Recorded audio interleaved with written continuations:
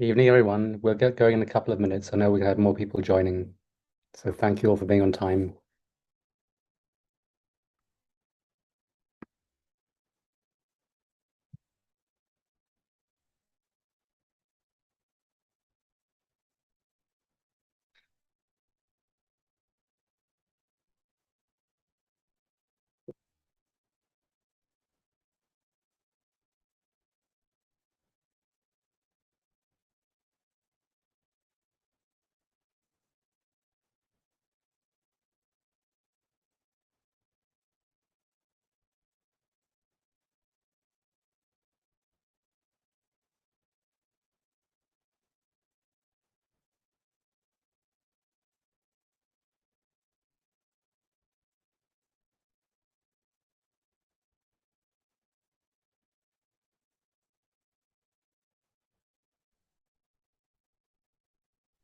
I see folks are joining right now, so we will give it a couple more minutes. I know there are more who want to be here tonight. And it won't be a late meeting as well.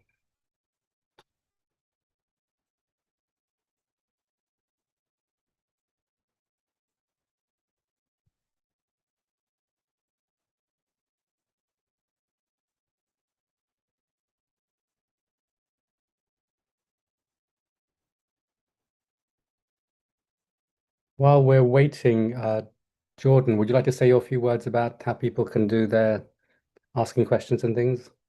Absolutely. Welcome. If this is your first time joining us virtually, you will notice that you are currently muted and everyone will remain muted throughout the meeting except the committee co-chair, Paul, and any presenters as we move throughout the agenda.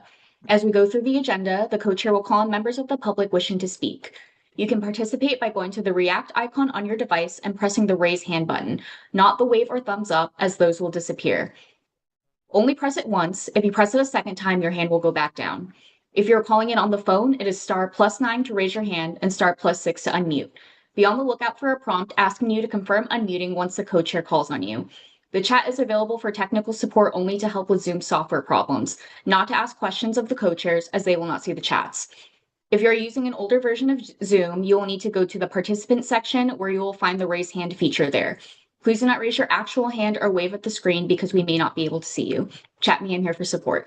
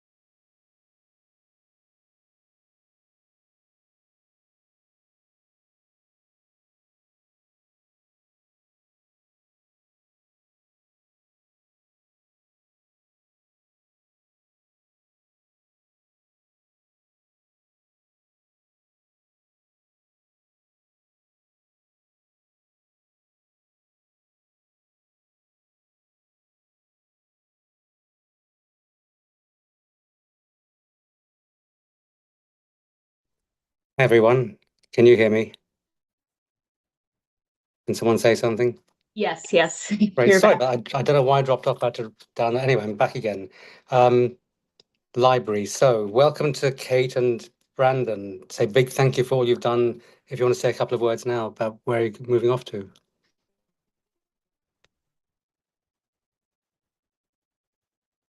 Are we unmuting Brandon and Kate, please? Yes, you guys should be getting prompts to unmute. Awesome. Hello, everyone. I just wanted to thank you all. I had my last week on Roosevelt Island, and I'm being replaced by my colleague Kate, who's also on this call. I'm still going to be working for New York Public Library. I'm just going to be in Lower Manhattan. Eventually, be managing the Hamilton Fish Park Library once it reopens. But your new manager on the island at the library will be Kate.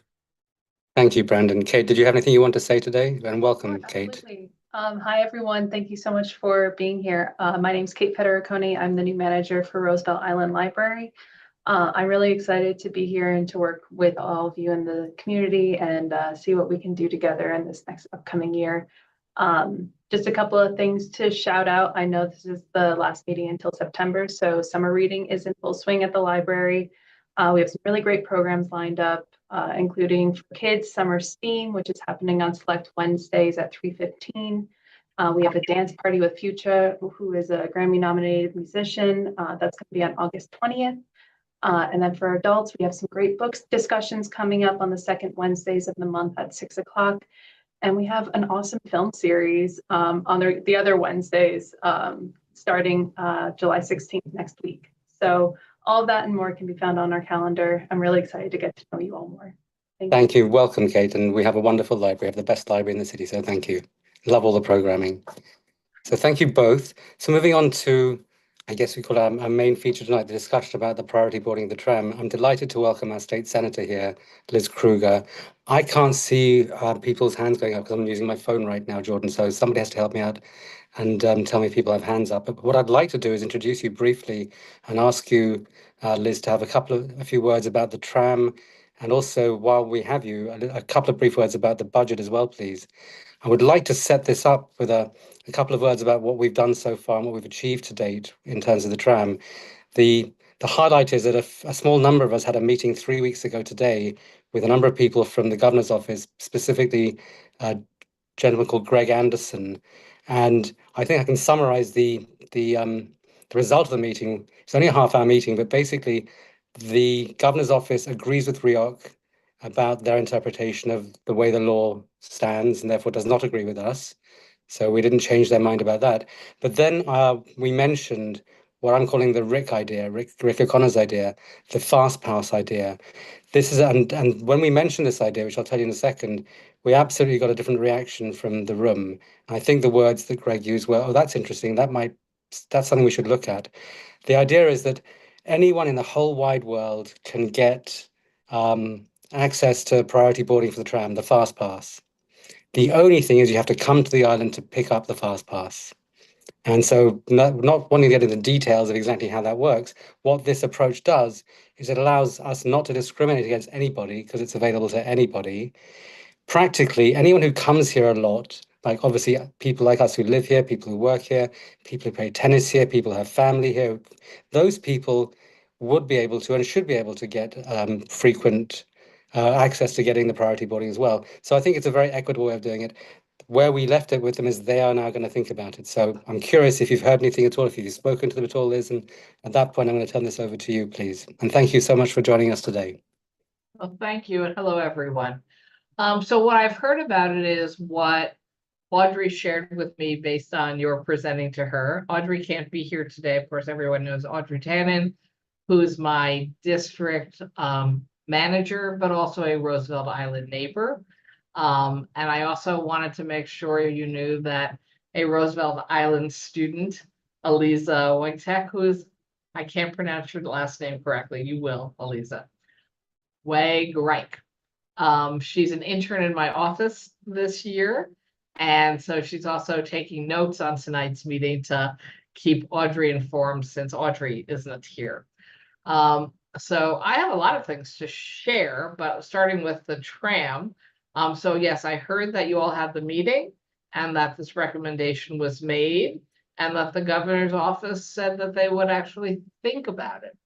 I don't know whether you've heard back anything. I thought I'd wait till after we had this meeting to follow up with them and to say, hey, how'd that meeting go? What came out of it?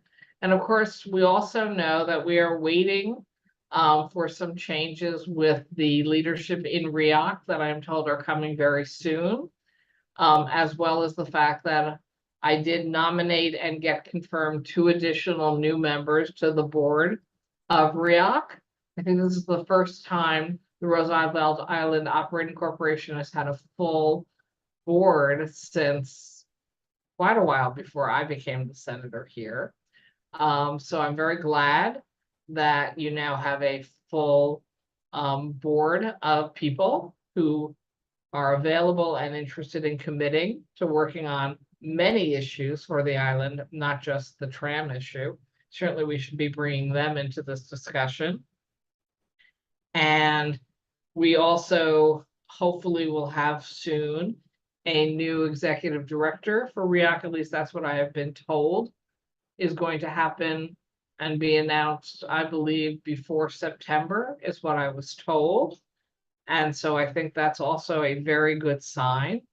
And I think tram discussions and lots of other discussions ought to go forward in the context of the REAC board and leadership. So what do we know? We know also that the speed at which the tram is moving has sped up quite a bit since the biggest complaints were raised to me, and I worked with the Department of Labor to figure out why, even though it seems odd, that Department of Labor is responsible for maintenance and management of the tram. It is. So I met with the commissioner of the Department of Labor and the governor's office to say, I really don't understand why you had to slow the tram down so much and increase delays getting on and off because of it, related to some kind of radio signal issue. But they went into detail about why that was seemingly true, but then we worked together and we got that moved along more quickly. So the good news is the tram is moving back at the speed you all were much more familiar with from your past. And there definitely seems to have been fewer days where there has been long lines and crowding on the tram. And those, according to my office, are generally during holiday weeks, spring break, and on really gorgeous weekends, where just the fact is tourists from the rest of the city of New York and from visiting countries want to come check out Roosevelt Island. I think you do already know, everyone, but I just want to make sure that during this month, there's a required and planned shutdown, and that was already planned and scheduled, and only 1 tram will be running in order for them to do this Wi-Fi upgrade issue, which is supposedly why there are shaking problems from the cables, and should eliminate the shaking and again resolve the slowdowns that we had seen. And so I think based on tonight, if you all want me to follow up with the governor's office about the proposal you had made at that meeting, I'm happy to do so. Because again, I'm looking at my notes, and Greg Anderson is who you met with, and he advised the group he will explore the idea of the fast pass.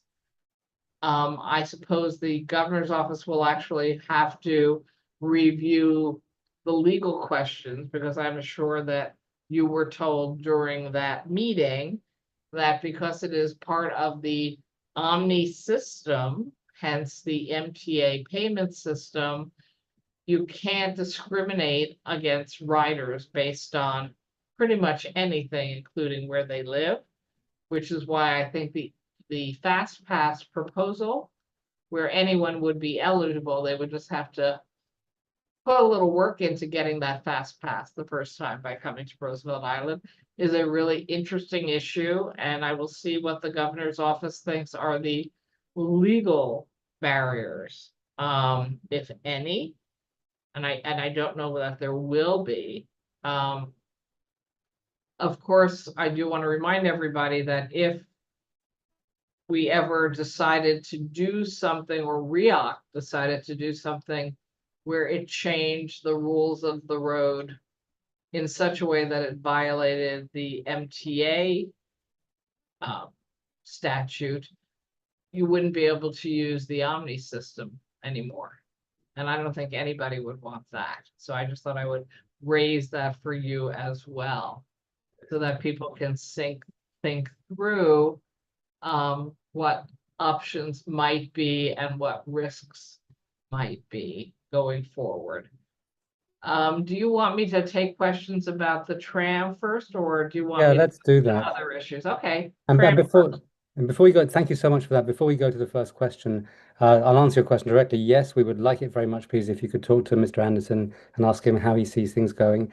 And in Okay. particular, what I would personally love, I think all of us who've been working a long time on this would have rather you ask is not so much what barriers there are, but rather what are the things we can do to get this done?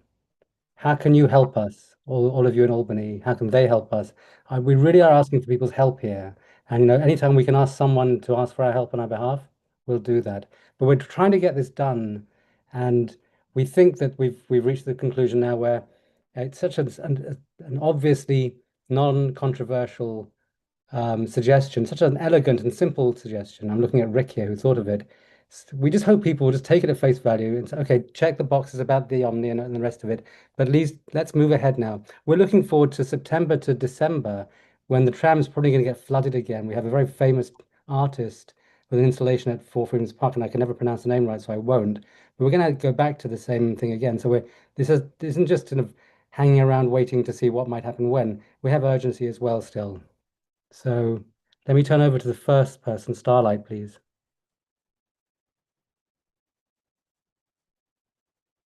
Good evening, everyone. How are you? My name is Starlight Harris, and in regards to the tram, um, there are some issues that I'm noticing.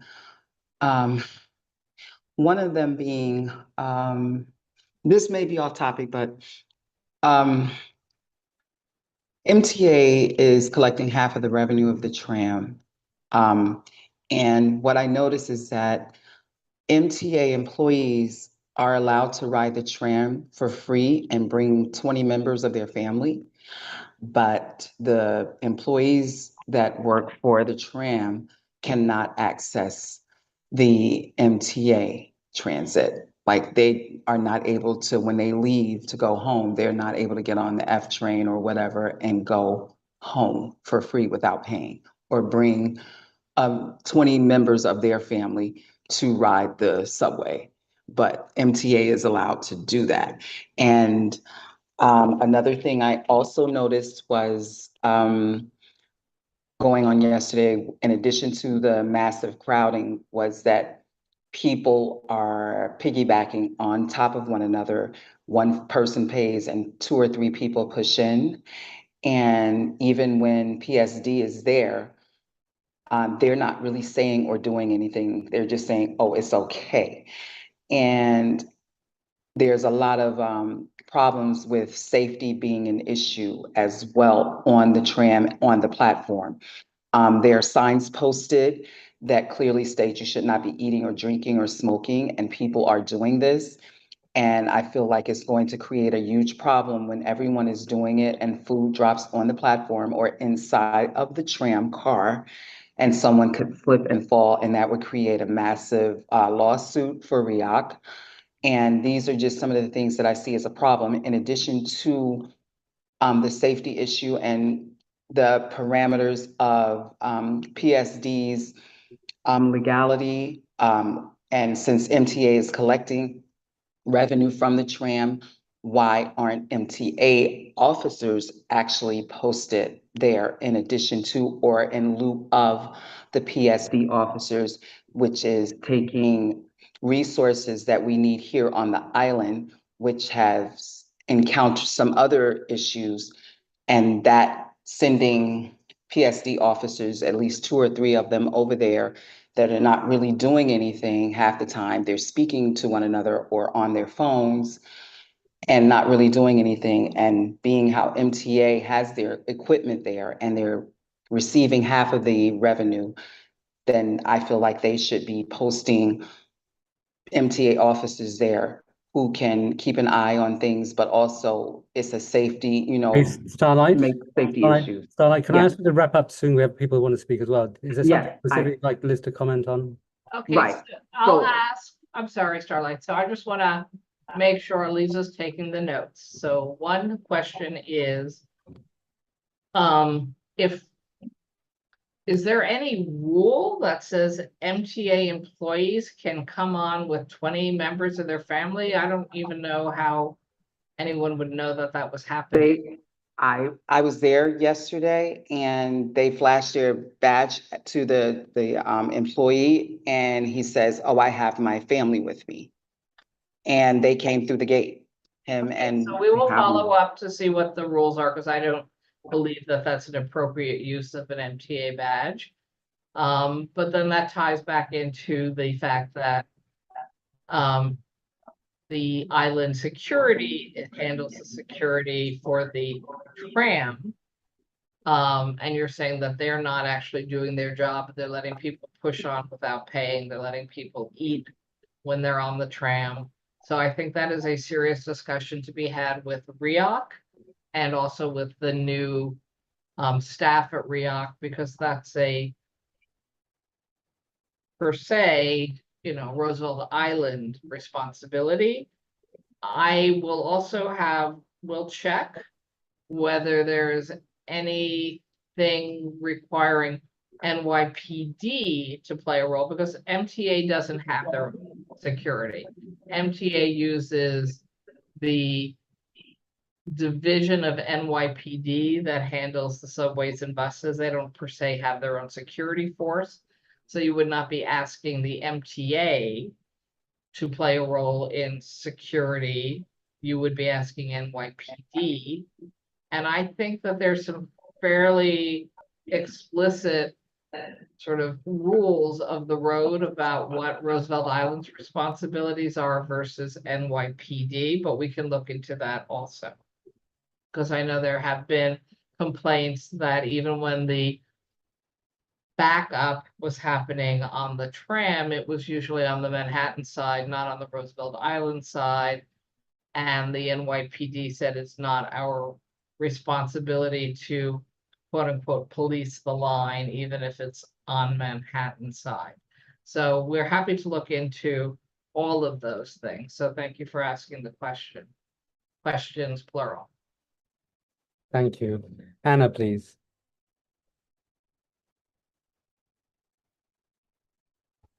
Hi, my name's Anna. I'm a Roosevelt Island resident. I'm a big supporter of the Fast Pass concept. I think that sounds very promising. I have 2 questions.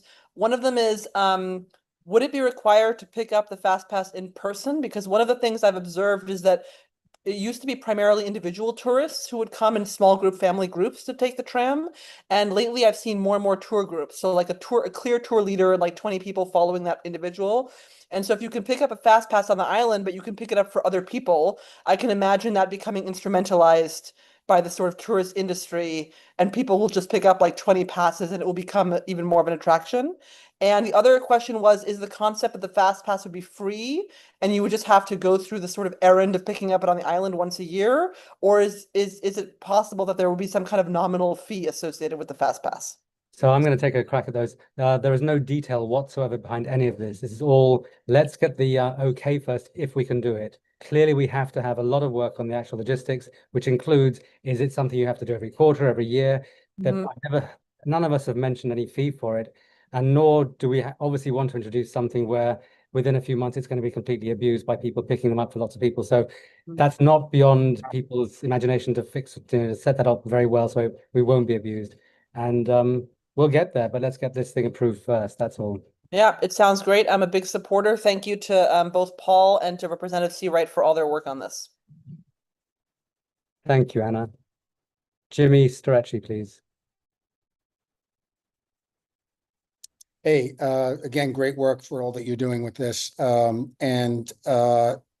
was interesting, what the senator said was about the Omni being a big part of this. The only thing I want to add, and I certainly wouldn't throw this out there to jam things up and create another obstacle to achieving it, but Omni sort of came out of MetroCard. MetroCard came from erasing tokens and moving on to digital payment. In theory, we don't have to be beholden to the Omni card if one could use their transit pass.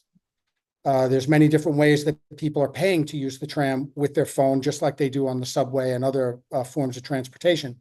I'm not saying we want to get rid of Omni. We want the success of Omni. But what I'm saying is, if Omni could not be a part of our solution, the tram itself doesn't necessarily have to be beholden to Omni, because we were once on our own token system. I'm not saying you want to do that, but today digital payment occurs in lots of different ways, and people pay in lots of different ways with their phone and how they use it. You yourself once told me how to use Transit Pass on my phone, and I remember that.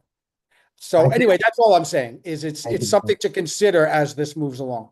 Thank you, Jim. I believe the way it works, though, is that all these different ways of paying is through Omni. So it's Omni is the way that you can use your Transit Pass, your Amex, whatever it is. So if we're in Omni or not Omni, it's as simple as that. The other thing to bear in mind is people were very upset before we were on Omni because people were paying twice, having to pay extra because we weren't part of the same unified system. So it's all very complicated. All we're trying to address at this point from the state is whether or not we can do it. There are clearly lots and lots of logistical issues we have to deal with, and we will get to those. Yeah, and today I was actually on the tram, and yes, there are large tour groups arriving. Yeah, and it's really something. Yeah, thank you, Jimmy. Yeah, you got it. Thank you. Craig Lader, please, also a member of the board. Good evening. Thank you, Paul. Hello, Senator. Thank you for joining us with that update. I'm as the co-chair of the Transportation Committee of Community Board 8 and as a Manhattan resident who raised some concerns about the original proposal, I like much more the idea of some sort of pass like this that is more equitable than if it were a Roosevelt Island pass. I think there is potential here. I want to raise, I've said this again, but I don't know if the senator has heard me say this, but I still think there is an opportunity to pursue different approaches in regards to the actual fare policy of the tram.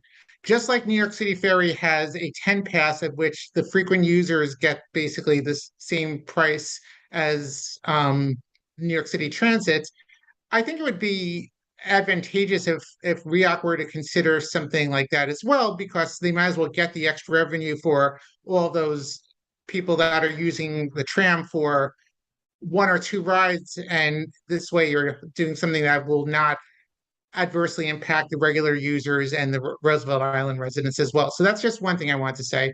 The other thing, being an insider who has a lot of knowledge about Omni, I do want to just warn everyone that this is going to be a very complex and complicated process, and you are going to need REAC as a partner in this, because Omni is much more flexible than MetroCard. And as a reminder, if you want to maintain the flexibility with Omni and the ability to transfer for free between the tram and the rest of the New York subway system, you will need Omni. There are no two ways about that.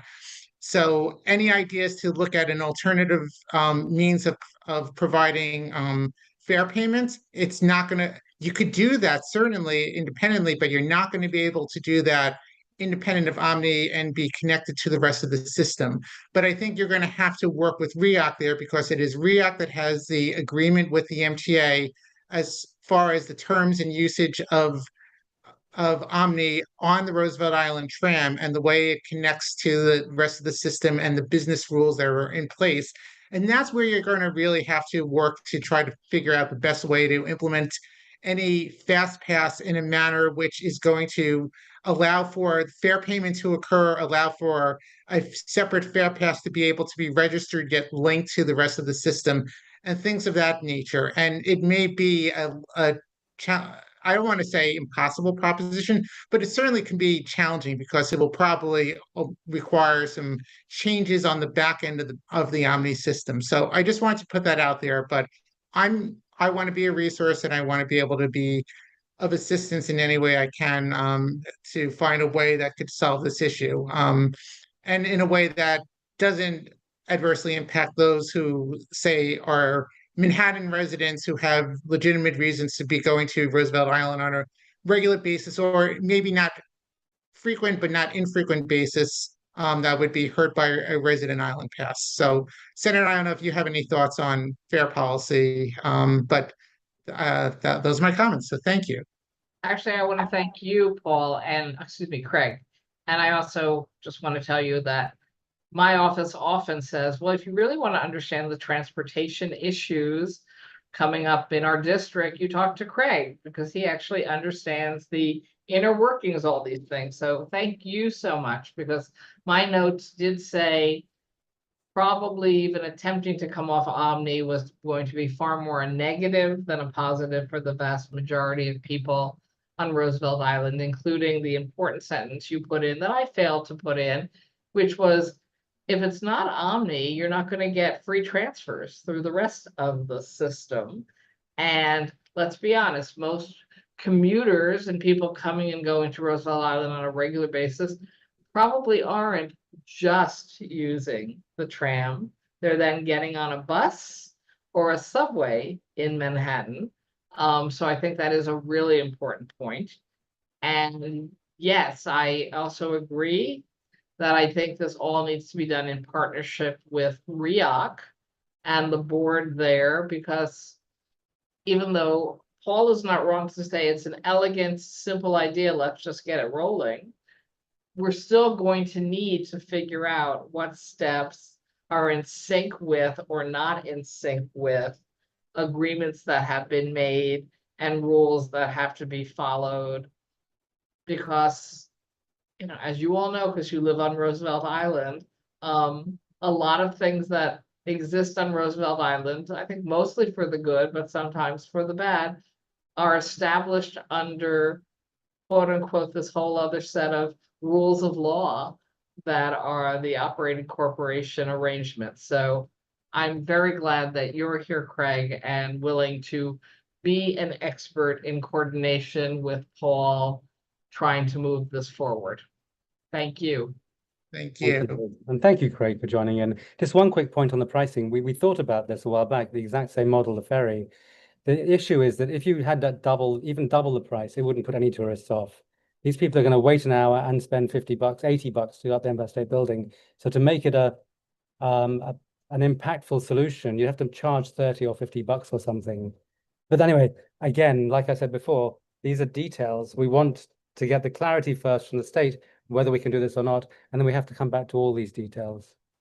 And I agree. My only other point here is that there could be some revenue benefits to the island and REOC if they were to look at different options for the actual fare itself. And I'm not suggesting that would solve the issue. It may solve it on help on the margins, but at least you'd be receiving more revenues than you currently are in that case. Just an idea. Gotcha. Thank you, Craig. Let's please go to Yanis. Yes, thank you for hosting this meeting. I live in Manhattan, and I have one question about the access and the fare, the payments of in the tram system.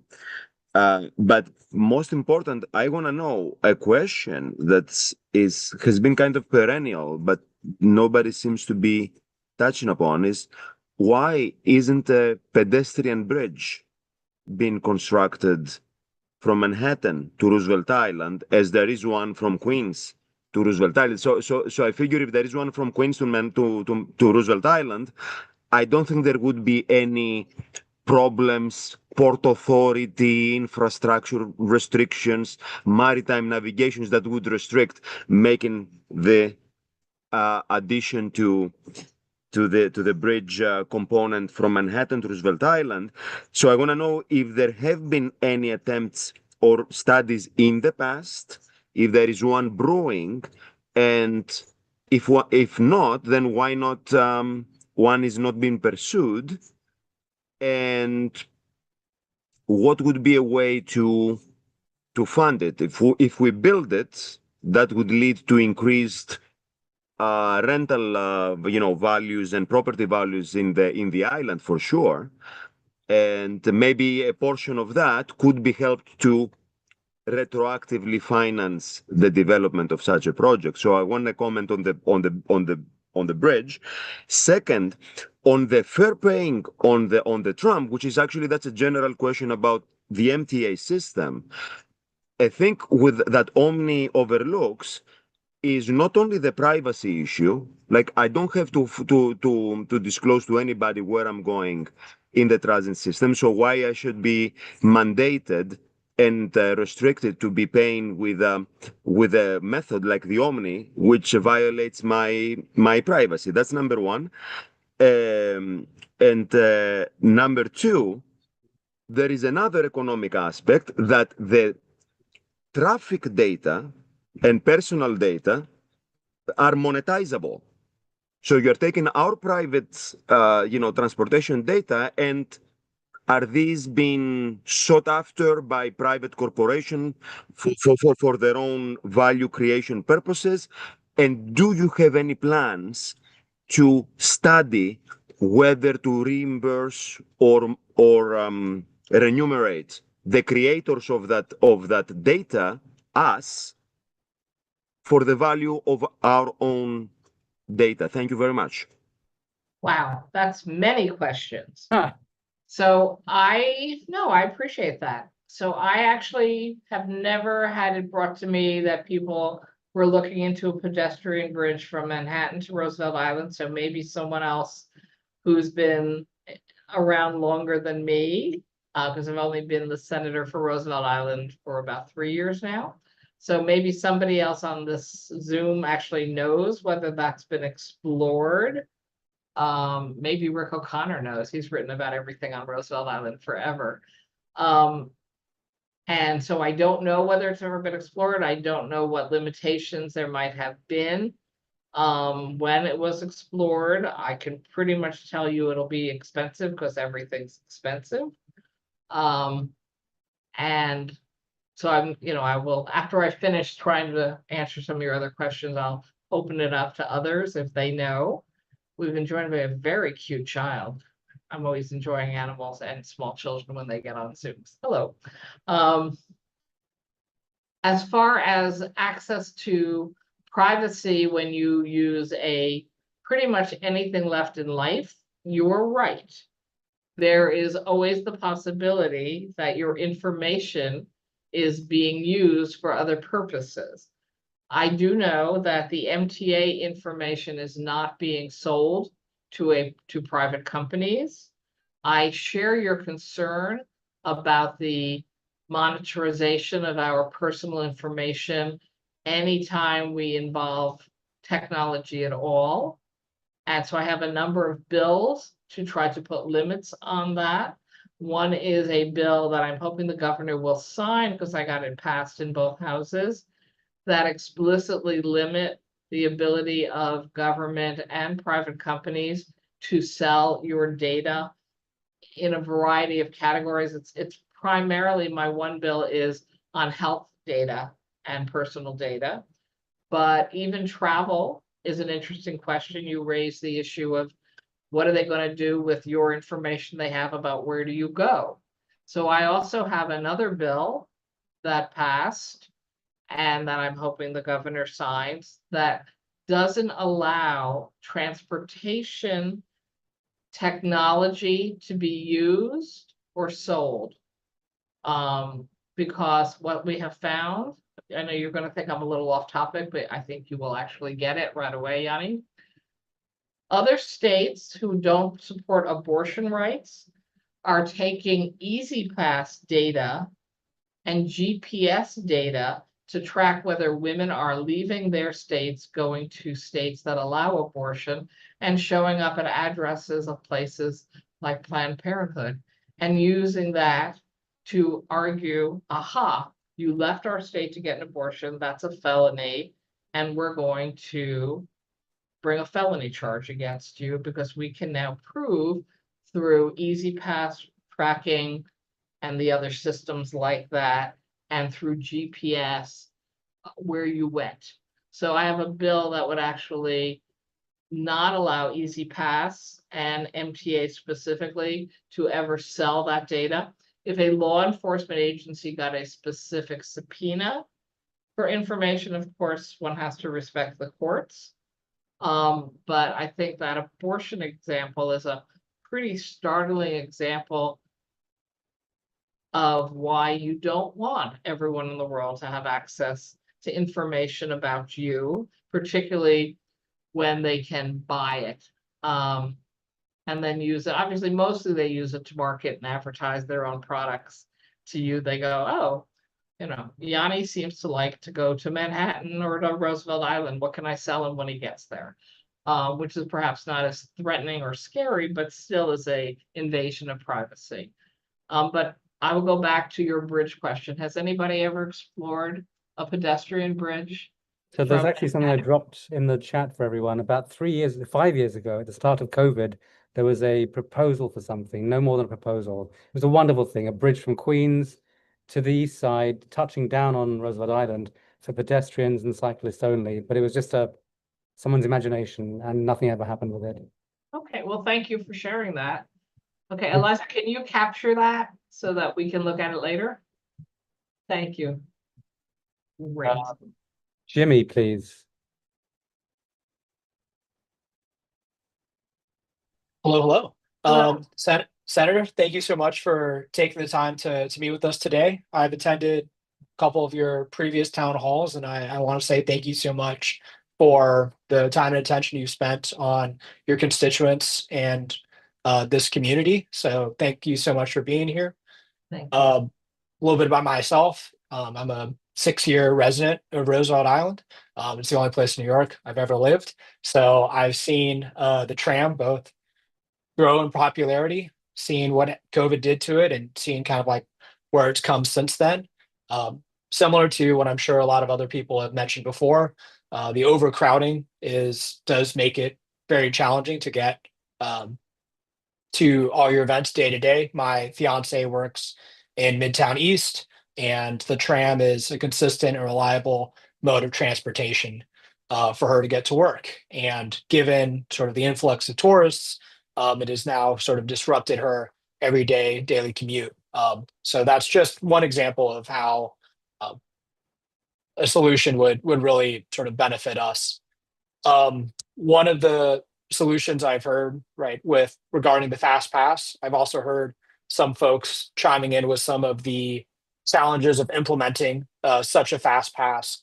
And one question sort of I have is, could we go with almost a more manual approach? So when there's long lines for the tram, almost I think automatically ROIC, they call their the police department or security guards or someone else to sort of manage the lines to make sure everyone is behaving accordingly and things like that. And so could they just sort of like manually verify that you have a fast pass card, a physical fast pass card that is again like picked up at like on Roosevelt Island? And so maybe that could be like an easier way, like a low budget way of implementing this solution and seeing like, is it something that would work? Is it something that rather than having to kind of work with like implementing a new fare system with Omni and trying to get all of that, I thought maybe this could be an easy sort of MVP solution to make sure that people don't necessarily abuse the free fast pass. I don't know if we can either do some sort of, there's like an identity verification pickup just to make sure that you're picking up one fast pass, not 20 that you can resell to tour groups or things like that.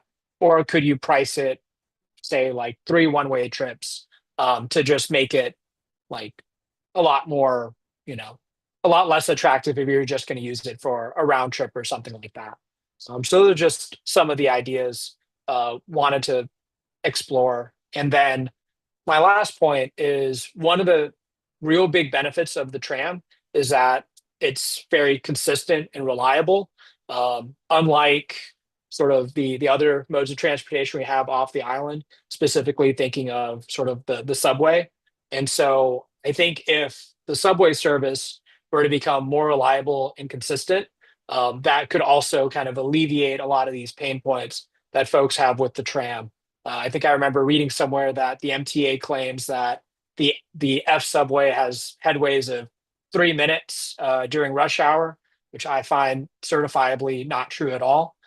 Having waited, 10, 20 minutes for a train to come during rush hour. So even if more reliable F service would be something that would also help kind of like alleviate some of this pressure and make this tram fixing situation less of a do or die for multiple residents. Thank you, Jimmy. I will say, I think we're going to push very strongly for a simple paper manual solution to start with. I can't imagine anything where we spend all this time trying to get permission and approval for it and then have 2 or 3 years waiting for a tech solution. So simple best, make it work. And of course, we have to be mindful of any impacts there might be for MTA reasons. So separate, but the actual practical approach to it, keep it simple.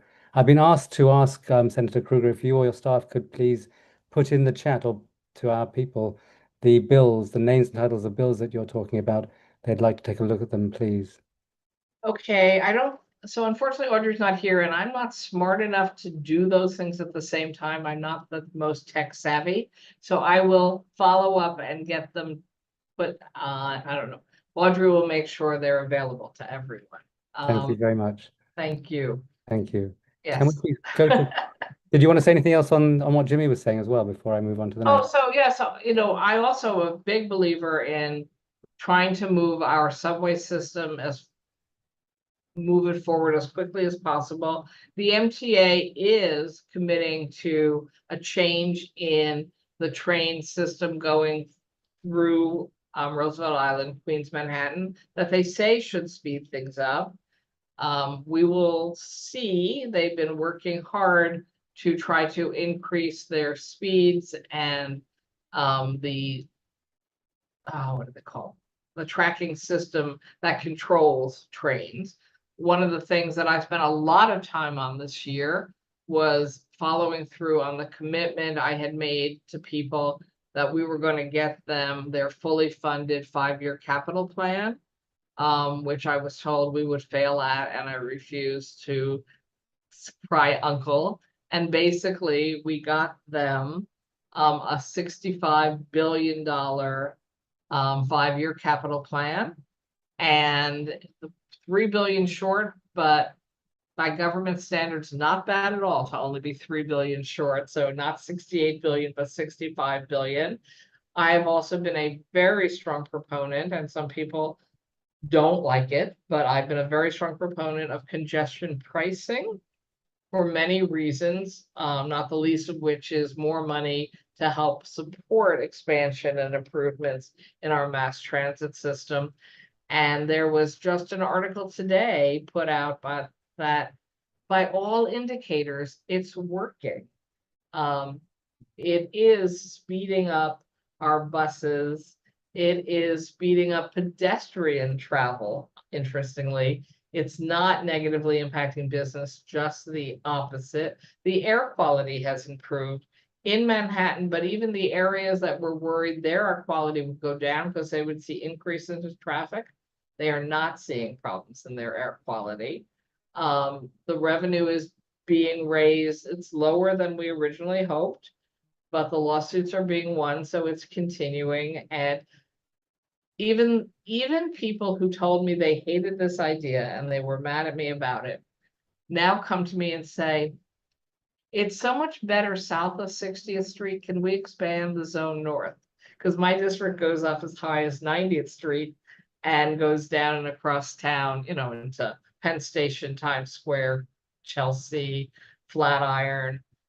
And so it's really interesting to me to see that this quote unquote great experiment that people were so convinced was going to be a disaster has, by pretty much every measure we were asked to evaluate it on, is being successful and people want to expand the zone. That doesn't necessarily address your daily life if you're on Roosevelt Island, but when there's more money coming in for mass transit, that means we can do the upgrades of a 21st century mass transit system. And I don't know how many of you go from Roosevelt Island to the Queens world as opposed to the Manhattan world, but they've just rolled out this week a whole new system of bus service in Queens that they also believe will significantly improve access to mass transit above ground in Queens and some Queens to Manhattan buses.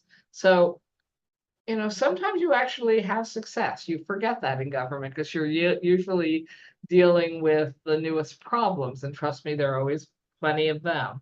But we've actually been, I feel like, making some real progress in mass transit. So thank you. Thank you.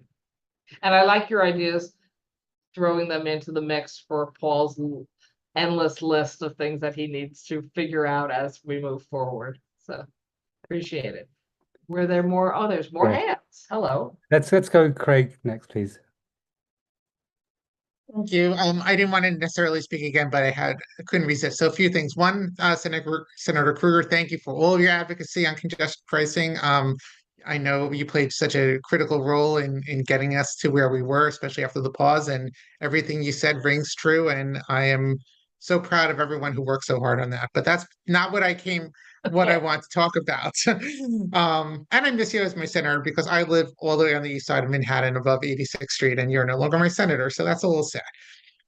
What I did want to what I did want to bring up though is one of my favorite movies of all time is Back to the Future, celebrated its 40th anniversary just this past week. And anytime that we take the ferry with my mother-in-law, she loves to remind us that back in the day, there was an elevator that connected the island to the Queensboro Bridge.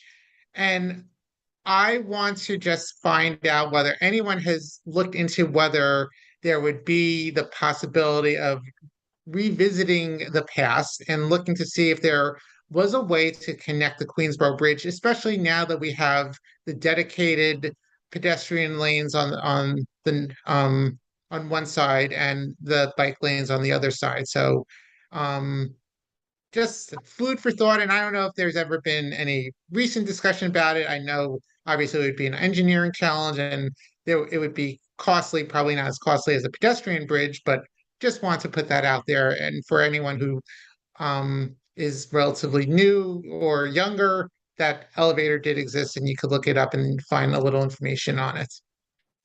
There's actually And Paul, I'm sure, could talk about it also in depth. there's a TV clip available, which I've got somewhere. It's a 1-minute clip from a TV show in the 60s, which shows a great big 60s car getting into a car elevator going down onto the island. So yeah, it wasn't just people. So it's Wow. incredible. Yeah. Wow. Okay, this is like stump your senator night. Like, no, I didn't know about that either. Thank you. Thank you, Craig. The Stump the Senator show. Let's move on. Sorry. So that bridge is not technically an MTA bridge, it's a New York City bridge. So I actually think the discussion should be with the city elected officials about, you know, if it existed once, maybe a rebuild of it is not nearly as expensive as when you start from scratch. I don't know about a car elevator, but certainly a people elevator. Although Back to the Future, since you brought that up, you know, I still, in my fantasy nights, and I'm allowed to have them, I still keep on going, if that beam me up, Scotty system only worked from Star Trek, none of us would be having any of these discussions, right? We'd find something to complain about, I'm sure. Well, I'm sure we would, but wouldn't that be amazing? It would be amazing. I know. I'd vote for that. If you can do that, I'll vote for it. Back to reality. Thank All you. right, thank you. Thank you, Craig. Let's move on to Laura, please. Hello. Hi, Laura. Can you all hear me? Oh, hi. Hi, everyone. Hi, Senator Liz. Thank you so much for coming here. It's my first time meeting you. It's such a pleasure. My question is about, since you mentioned about the Easy Pass, that just gives me an idea of like how the way you think and how you're thinking forward, right? My question is about the Trump's beautiful bill. and his increased budget for ICE uses, and the military has, it's just everything. It looks like his own personal police in a way. My question is there anything your office is foreseeing about how we make sure that New York does not become LA in that sense, with all the um, police brutality that is happening in LA, like that. You see it in the news how, like, if there are protests, there's excessive use of force from the police. Like, so how do we make sure that New York doesn't become that? So I so appreciate that question. So almost all of the things that are happening at the federal level under the Trump administration when it comes to ICE, changes in police behavior, the concept of bringing the National Guard and even the Marines into a US city, frankly, is terrifying, and I don't believe constitutional. And so probably the strongest tool our state and any state has right now is the strength of our attorney generals to bring lawsuits and try to stop them through the court system. That's been a mixed bag already in the first 6 months of the Trump administration, because sometimes we are winning the court cases, but then the Trump administration is saying, we don't care, we're not going to listen to the courts. That's quite the challenge for our country when you have a executive who says, I don't care what the courts say. And Congress is supposed to be a counterbalancing force in this, and unfortunately, they have not been almost at all. And so it leaves states and cities to try to figure out how we're going to deal with this all. And none of us have actually come up with great answers other than continued lawsuits. So I'm very happy that in New York State, we have a very assertive, smart Attorney General, Letitia James, who is taking on some of these biggest cases for the country. And she's smart enough to know that she should do these jointly with other attorney generals. So when we're bringing these major lawsuits, she is doing it often as groups of 20 and 25 attorney generals working together. And they are trying to prioritize who takes the lead on what cases, which cases aren't winnable, and so don't use up your resources that way. Focus on the winnable cases. She actually came to the legislature this year and said, I need a bigger budget to hire more lawyers to sue the federal government. And we said, yes, you did. And we gave her significant new money to hire more lawyers for her office to bring federal cases. As far as, the actions of any specific police department, the NYPD, for example, they report to the mayor. And so I often say elections have serious consequences. So if you're particularly concerned about the role of the NYPD and who is going to lead them and who is going to be in charge, you should be looking carefully at who you elect, both for mayor and in city government positions. I actually think that Commissioner Tisch, Lori Tisch, sorry, is doing a better job on a bunch of these issues than the last few commissioners under Mayor Adams. I don't know what will happen come January. I don't think any of us do know yet. Who will be the mayor and what will they do when it comes to policing? But a real concern, as we saw in LA, so thank you for bringing that up, they really weren't having big problems. They were having some protests, but not peaceful protests. And suddenly the president of the United States sent in the National Guard, which he has the authority to do under certain circumstances. I don't think he met that test, but he sent them in. And then he sent in the Marines, which he absolutely doesn't have the legal authority to do. And he keeps saying he's going to do that here in New York City. So I think lots of people are exploring what are the options to New York if he actually does that. But I think we're really in untested waters on a lot of these issues. I wish I Well, had better answers. yeah, well, thank you so much for your honesty. I Thank you. hope we can all figure it out and that Me too. things don't just escalate, because what happened in LA was just devastating. It's like you said, people were very peaceful, and then all of this, all this extreme use of force happens. Exactly. Exactly. Very, very, very disturbing. Thank you, Laura. Can we go to Starlight, please? And then we'll have Spencer, then Rick.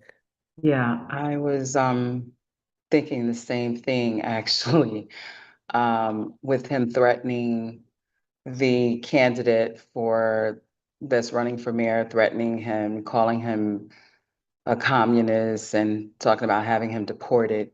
It's really deplorable that the leader of this country has no type of tact or diplomacy when it comes to real life issues. It seems to be that he's only concerned about the bottom line and not the welfare of the residents in this country, whether they're immigrants or nationalized citizens or not. And in regards to someone else who made mention of the pass and the tram, and the train system, there are people who live here who are elderly and disabled who depend on the tram for a variety of reasons. And we have no bank here and we have no doctor here. And there's places that are on First Avenue, like Home Depot and Trader Joe's, that are easily accessed by the tram. And to have someone elderly or disabled having to wait on a train or having to walk all the way to 63rd and Lexington Avenue, as opposed to walking from First Avenue to Second Avenue and getting the tram, is a little egregious. So I just wanted to make that a thing because I think, and then in regards to the bridge, the elevator, I really don't think, I mean, it's a possibility, but who's really gonna use that? I mean, like, who's gonna walk after coming home from work or school to cross a bridge, to get on an elevator, to come home in the heat or in the cold? It's not reasonable or viable. So that's all I need to say. Thank you. Thank you. Thank you, Starlight. Spencer, please. Thank you for waiting patiently, Spencer. To answer Starlight's question, I would love to walk on a bridge, and more importantly, have a free and fair way that takes sub 1 hour to get to the island from Manhattan instead of, ideally you have to walk all the way through Queens, all the way across, is it the Triborough Bridge? And then from the Triborough Bridge, you have to walk all the way to Manhattan's east side if you really want to get from one side to the other. But like to that end, there have been a lot of proposals, at least from my understanding of the history, going all the way back from a time when Roosevelt Island was called Welfare Island pre-1973. But how does somebody actually get, like, this is mostly on the democratic process in my inquest as somebody wanted to see it, like, how does somebody go from being on a community board or asking for it to be a community board resolution to try and get what is a system to go across the bridge? I know there's a current walkway on the bridge for both pedestrians and bicycles on the Ed Koch Bridge, but between the two of those, well,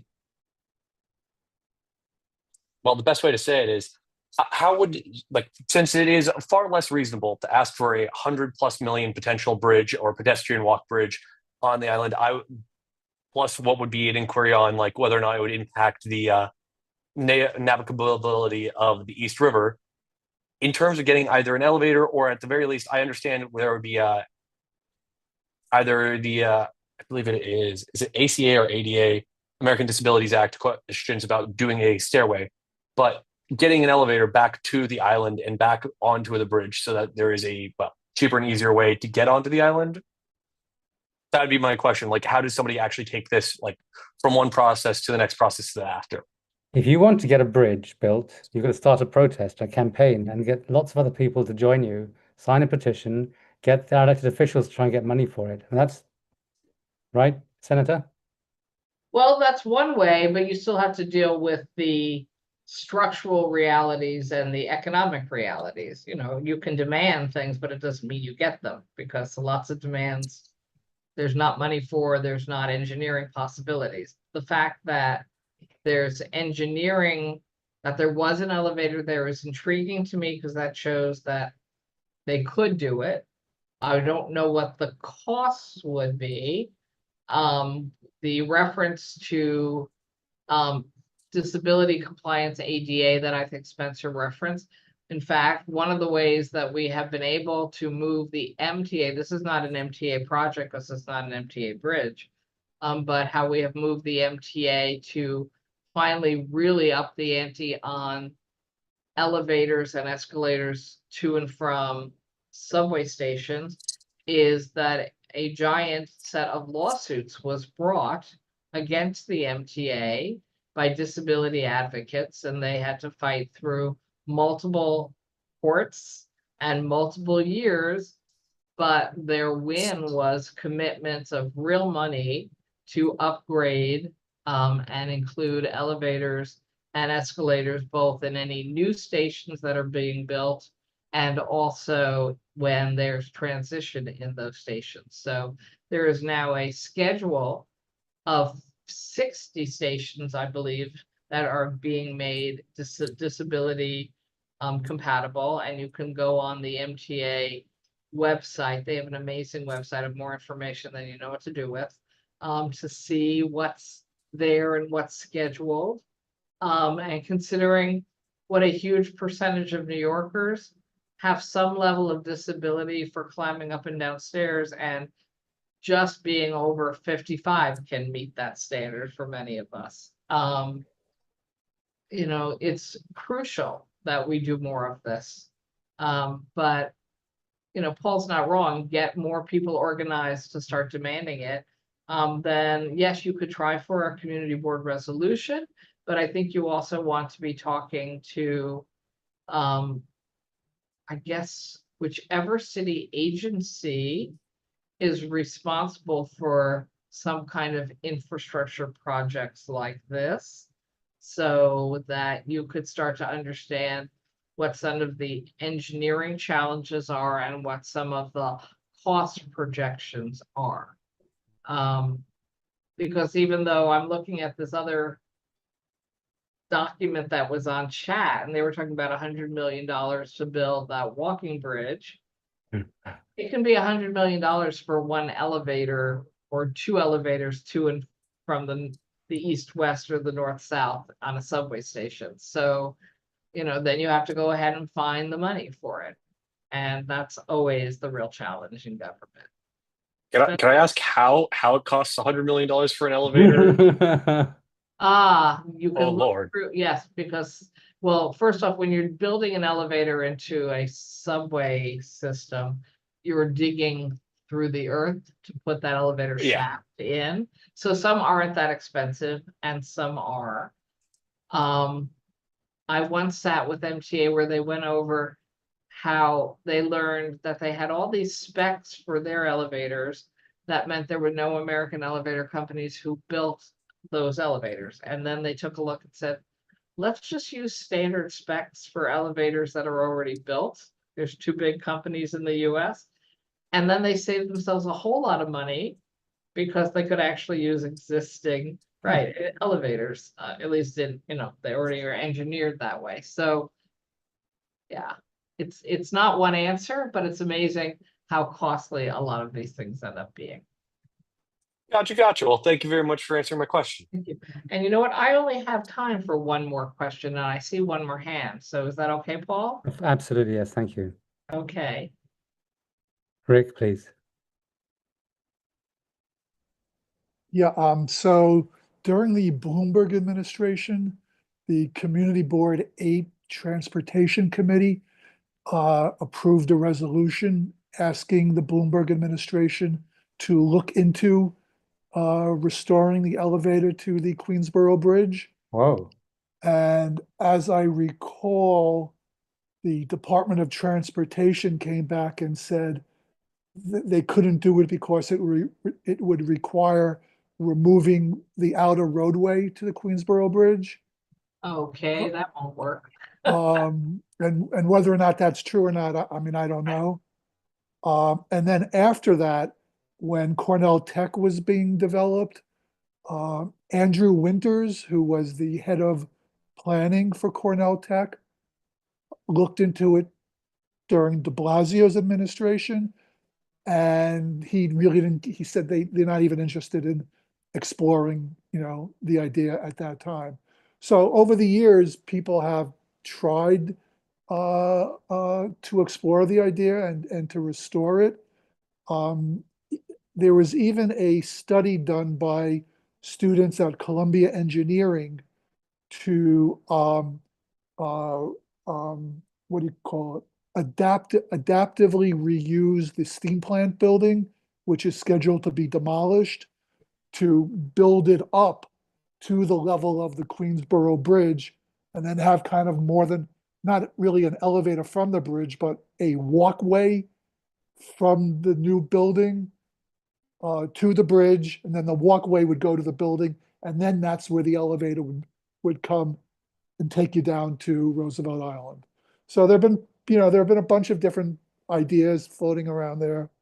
And I think one thing people have to realize, though, if you ever did do something like this, it would become a huge tourist attraction in and of itself. And the same problems we're having with the tram would probably still happen, Still have you know? So, be careful what you ask for. Thank you. Thank you for that. See, I knew that Rick O'Connor would have some historical references for us. Thank you, Rick. I want to be respectful of your time. You said your time Yes. for that last question. Do you have time for just a quick word on the I budget? see Sharon Pope's. Oh, well, Yes. Sharon Pope also had her hand up. Yes, Do you want please, me Sharon. to touch on Sharon's question? Yes. Sharon, can you make it a quick question for me? I just wanted to echo remarks about very much supporting your efforts for congestion pricing. And also, I wanted to say that one other item that you should add in terms of the benefits is that it is significantly quieter at 59th Street and 2nd Avenue. And so I think you need to address the noise factor as well. You don't have so many frustrated drivers. You don't have drivers leaning on the horn. Yes. And so, I want you to make sure. And lastly, I just wanted to suggest that to really reduce people wanting to ride the tram is, I think Manhattan should get its own another tram. Go from Lower Manhattan up to 125th Street, or go further up to Inwood, or Long Island City. Long Island City. There should be a tram to go from Long Island City to Flushing. So my thinking is that we should actually spread the love here. We know that the tram works and people like it. Okay. That's it. That's a much bigger assignment than we're taking on tonight. But thank you for that. Thank you so Sharon. much Thank for everything you. you're doing. Well, thank you so much. It's nice not seeing you, but hearing your voice tonight. I'm trying to. Oh, there it is. I'm That's all right. sorry. Don't worry about it. Don't worry about it. can Sharon and I go way back. So it's nice that we get to hear from her. All right, so quickly, set on budget. I don't know whether you wanted me to talk about just some budget items I got for Roosevelt Island or bigger budget issues. Well, I'll just quickly list Yep. that. So we got some additional money for the Carter Burden Center and tech support and assistance for older adults, all on Roosevelt Island. We got some funding for an educational program, I Dig to Learn. That's the second year of funding. We got some funding for Island Kids for outreach to middle school students and educational programs. For the New York Public Library, Roosevelt Island, we just heard a change in librarian, but it's an amazing library. And also we got money for the residents of Kohler Hospital for over $1 million of capital improvements, including a resident lounge, a new resident lounge, renovation of the kitchen, including farm to table taste kitchen for fresh baked cooked foods. So those are on the local level of some money I was able to get for Roosevelt Island. And on the state level, it's just way too long to go into, but we had some real victories with the state budget this year that may all go down a rabbit hole of having to fill federal cuts because the federal budget resolution that just passed through both houses of Congress right before 4th of July and signed by the president are estimated to, over the next, not the remainder of 25, but starting in 26, could cost the state $13.5 billion, and mostly health and nutrition programs and hospital cuts. Then we're talking about about half of our federal funding for low-income housing, vouchers, time limits on vouchers, say Section 8 to only be 2 years, and you're out. So there's some pretty radical changes in the federal budget that we were going to have to take deep swallows and figure out what the hell we are going to do as a state and city. And so the fact that I wanted to say, and we had a really good year in the state budget. I talked about the MTA capital, the new money for housing voucher programs, changes in utilities so that people, it's hard to ever say you're going to see a reduction in utilities, but a limit of how much utilities prices would go up. Now with the federal changes, they're basically saying they're not going to provide tax credits or money for any kind of green energy, and that's where we have to go. So enormous issues for us for environmental policy. So I feel like we took some good steps forward, and now we're going to have to take some potentially giant steps backwards because of the federal government. So that's a little depressing to end on, but that's where I'm going to end right now. But my office will be putting together more materials. And if there's anybody on this call that doesn't get our email alerts, please just let Audrey know if you ever bump into her, and you can bump into her because we do community office hours on Roosevelt Island at the Carter Burden Center on the last Wednesday of every month in the morning. And we've got, I'm reminded to tell everybody, we have a July 22nd in my office in Manhattan, a clinic on benefits for older adults, and you can be screened for your eligibility and help to sign up right then and there. We're also having, this is in October, but a shred truck on Roosevelt Island. We're pretty easy to find, and particularly because Audrey lives on Roosevelt Island, and I feel like she bumps into almost all of you on a regular basis. And we've also got the summer intern from Roosevelt Island. And so those of you who might know her, feel free to bring concerns and questions to her. She will follow up with the office. Don't expect her to have all the answers. She's just an intern, but she will be following up with everyone. And yes, please sign up for my community bulletins on my website, lizkruger.com. You can sign up there. It doesn't matter where you live. I don't care whether you're in my district or not. Because I always point out, I won't be offended if you delete me and no trees were killed. So it doesn't matter how many people sign up for the emails, but it gets you information that we usually get very good feedback on. And with that, I'm going to excuse myself. I want to thank you so much for inviting me to be your special guest at this meeting, and try to stay cool because it's hot as hell out there. Thank you so much for joining us, Liz. Thank you so much. Thank you so much. Take care. Take Bye. care. Bye-bye. Now, before we close, anybody else have anything for the community? Any other things they want to highlight for people? Eliza, please. I just wanted to remind everyone about the Older Adult Benefits Clinic on July 22nd. It's at Liz's office on 211 East 43rd Street, Suite 2000, and it's a one-on-one meeting with benefits expert from Live On, New York, to be screened for public benefits and begin eligibility benefits applications. And I think it'll go out in the email. Thank you very much. Love it. And Harley, please, and then Sharon, and then we'll close. Yes, thank you, Paul. So you heard my name is Harley Neiditz. I'm here on behalf of Assemblymember Seawright. The Assemblymember supports any priority boarding setup or similar plan that would benefit the public and its needs. Furthermore, we continue to support CB8's resolution on priority boarding, which we have done so since it was issued.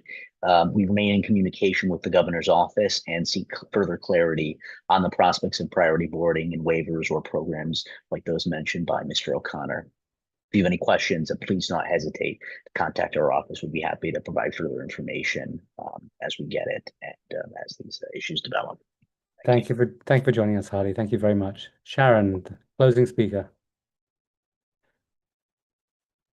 Thank you, Paul. I appreciate it.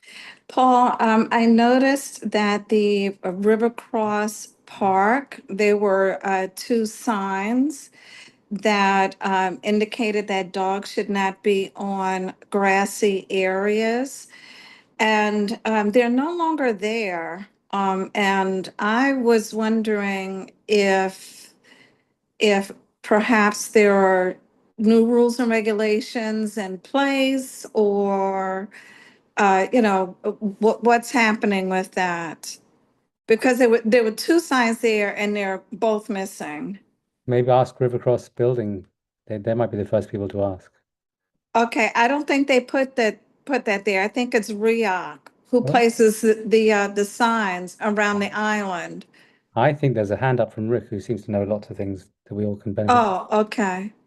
So I did a story about it yesterday, I think, or the day before. Yesterday? Oh, wow. Okay. Yeah, so I missed it by a day. so according to RIAC, there were some complaints about people tripping over those signs, and they were just removed for those reasons, and they said they're going to be replacing them soon.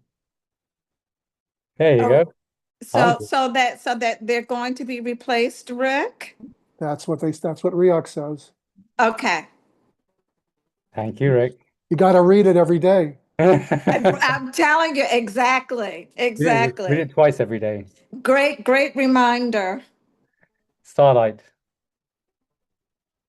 I just want to say there's an issue with, well, I see it as an issue, and I was hoping that RERA, I don't know if they had an opportunity to speak to REOC and how the handling of the landings building goes, because there are signs that are on the east promenade that are displayed stating all the entrances and exits of the building, and there are disabled, elderly people that live in the landings, along with people who are victims of domestic violence, and to have signs for random people who may be visiting for good or bad reasons with, bad intentions, walking down the promenade going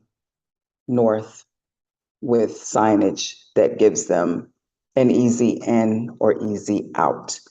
And that's prominently displayed on the beams as you're walking north on the east promenade. And I just view that as a huge problem, because there's no other building anywhere else on this island that puts the location of anything displayed outside of their building.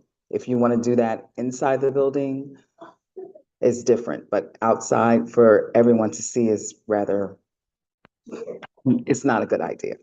Have you sent a message to management of the building? Have you spoken to anyone? I have. I've gone into the office and spoken to them several times. And no luck. And they said it comes from up top, but I don't know what the up top means. Is it coming from RIAC? Is it coming from their supervisors, or what? Like, what's going on? Because that's a dangerous thing to be doing. I have no When more suggestion for you than just ask them who's at who and try and speak to those people. I can't imagine it's RIOC. I imagine it must be the building I manager. know, I kind of assume that it's they're the people that are above them, their bosses and what Yeah. have you. And I've gone to the office and I've written and spoken about it several different times.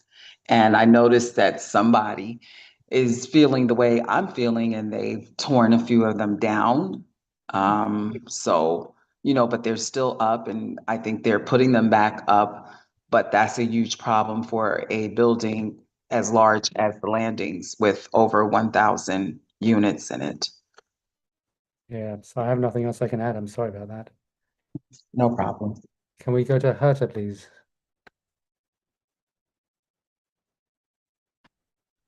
Hello, can you hear me? Yes, again. Hi. So good evening. Thank you for the meeting ID. And I'm just one more voice that wants to really underline the urgent need for a fast pass or call it a priority boarding or whatever, since it's so much over tourism also here on the tram. There is really no other way around, I think. Thank you, Herta. Very glad to have That's the it. support. Thank you. you. So I'm going to call this meeting to a close. Thank you, everyone, for joining today. I wish you all a lovely summer. See you back here at this meeting in September. No meeting in August. Have a great week, everyone. Have a good one. Have a good night. Bye, and thank you, Jordan.